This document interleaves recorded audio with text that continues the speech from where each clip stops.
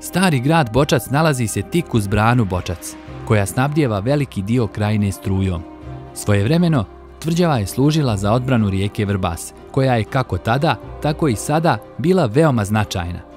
Meni je trenutno značajno da se spustim do manastira u mjestu Krupa, čudotvornom mjestu koje čuva čestice majke Matrone, velike ruske svjetiteljke.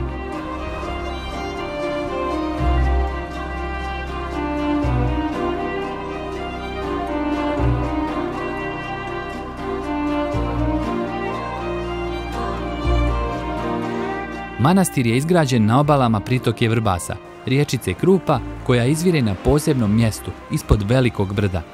Voda na izvoru je pitka i prilično hladna.